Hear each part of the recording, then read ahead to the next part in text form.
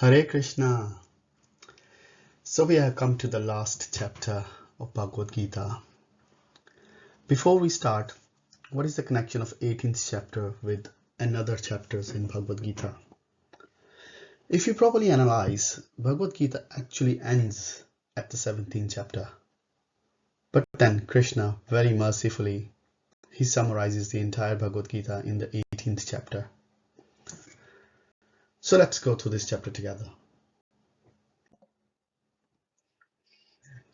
After systematically outlining various spiritual truths, Krishna offers his Paramam Vacha, his supreme advice. What is this?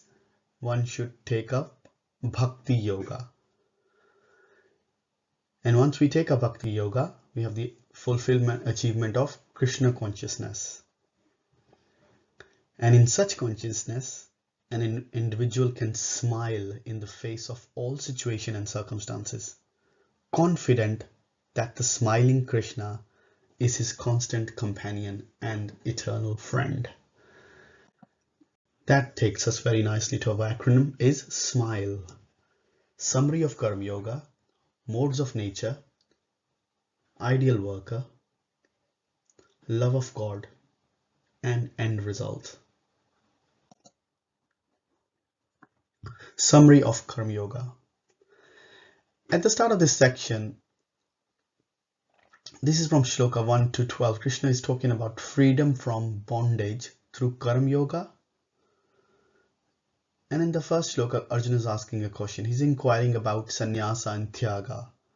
And then Krishna answers the question, what is this? And Krishna talks about what other people talk about sannyasa and tyaga. And finally, Krishna gave his ultimate opinion. After this, from shloka 7 to 9, Krishna is describing renunciation in three modes. That is mode of goodness, passion, and ignorance. And if one gives up his prescribed duties because of illusion, it's renunciation in the mode of ignorance. And anyone who gives up his prescribed duty out of troublesome or out of fear or bodily comfort, then it is the renunciation in the mode of passion. And when one performs his prescribed duty only because it is ought to be done as a duty, such a renunciation is in the mode of goodness. In the mode of goodness, person renounces the fruits and the material association. From shloka number 10 to 12, Krishna is talking about wise and the true renunciant. A lot of wonderful points are made here. And finally, in the next section, shlokas 13 to 17, there is some important technical points which Krishna is making. He's talking about 5 causes or 5 factors of action. So in shloka number 14, he made it very clear. Adhisthana, that is the body. Tatha karta, the doer, that is all of us. Karanam, the senses. Vivadham chi pritak cheshta, that is the different kind of endeavor. And Devam, that is the Supreme Personality of Godhead. These are the 5 factors of action. And yet at the end, Krishna talks about doership and non-doership mentalities. Modes of nature. In this section, Krishna talks about 3 motivators and 3 constituents of action. So what are these? That is knowledge, object of knowledge, and the knower. So these are the 3 factors that motivate the action. And the senses, work, and the doer are the constituents of action. Here Krishna said, modes control all activities in all beings. In shloka 20 onwards, Krishna is describing the knowledge in 3 modes. So the knowledge which is undivided, spiritual nature is seen in the living entities. That is a mode of goodness. And that is what we have in passion and ignorance too. And in 23 to 25, Krishna is describing work or action in 3 modes. Action which is regulated, and which is performed without attachment, without love and hatred, without desire for fruitive results, is said to be in the mode of goodness. And like that we have for passion and ignorance too. And in 26 to 28, Krishna is talking about the worker or karta in three modes. One who performs his duty without association with the mode of material nature, without false ego, with great determination and enthusiasm, without wavering in success or failure, is said to be the worker in the mode of goodness. And the person who is attached to work, always envious and impure, moved by joy and sorrow, is the mode of passion. And mode of ignorance, now we know it very clearly. The one who's lazy, expert at cheating, materialistic, obstinate, expert in insulting others, that worker comes under the mode of ignorance.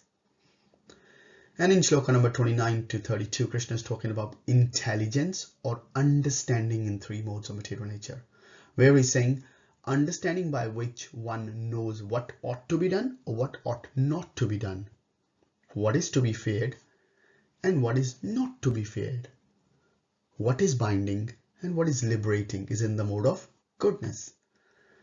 And like that, in the mode of passion, that understanding by which we cannot differentiate between religion and irreligion, or the action and forbidden action, such are the understanding in the mode of passion. And the worst thing, understanding which is considered irreligion to be religion and religion to be irreligion, that comes under the mode of ignorance. So from 33 to 35, Krishna is talking about determination in three modes. The determination which is unbreakable, which is sustained with steadfastness by yoga practice, and which thus controls the activities of mind, life and senses, is determination in the mode of goodness. And the one common theme which we find is in the mode of passion, we talk about which holds fast and fruitive results in action. So this is something which is common in the mode of passion things. And when attachment to the fruitive results, that will be in the mode of passion. And here, the mode of ignorance, we will find terms like illusion, moroseness, fear, laziness. All that comes under the mode of ignorance. And yet, at the end of this section, shloka number 36 to 40, Krishna is describing happiness in three modes. So in the mode of goodness, happiness is like, initially it is like poison, and then towards the end, it will become nectar. And in the passion, initially it will look like nectar, amrita, and later it will become poison. And when it comes to the mode of ignorance, from start to end, it is just poison and nothing else. Not the person is benefited, and nor the people with him are benefited. So this is happiness in three modes. Ideal worker. This section talks about purification through prescribed duties of varnashrama. Here Krishna helps us understand the qualities of Brahmana, Kshatriya, Vaishya, Shudras. Here the qualities of Brahmanas are given. In shloka number 42, it says peacefulness, self-control, austerity, purity, tolerance, honesty, knowledge, wisdom and religiousness. And the quality of Kshatriya person is heroism, power, determination, resourcefulness, courage in battle, generosity and leadership. And when it comes to Vaishyas, his activities are what? Farming, cow protection and business. And Shudras, they are laborers. And the important thing is they serve the others, or the first three classes. And then Krishna in 45th to 48th shloka is talking about the importance of sticking to one's prescribed duty. So Krishna is inspiring Arjuna to stick on to one's prescribed duties and do the duty without any attachment. And at the end of this section, 49 to 55th, Krishna is talking about Brahman platform. Krishna talks about the perfect stage of sannyas and the process of attaining Brahman.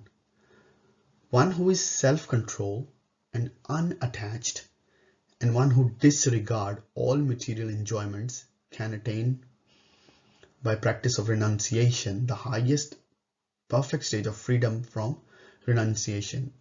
And at the end, Krishna talks about Brahma Bhuta stage 2, Bhakti. How can one know Krishna and attain Krishna's abode? Brahma Bhuta Prasannatma na sochati na kanchati samasarveshu bhuteshu mad bhaktim labhate param. One who has reached the Brahman platform is free from lamentation and hankering. Na shoshati, na kanchati. Such a person is qualified or attains the pure devotional service to the Lord. Samasarveshu bhuteshu. He is equipoised or equally disposed towards each and every living entity.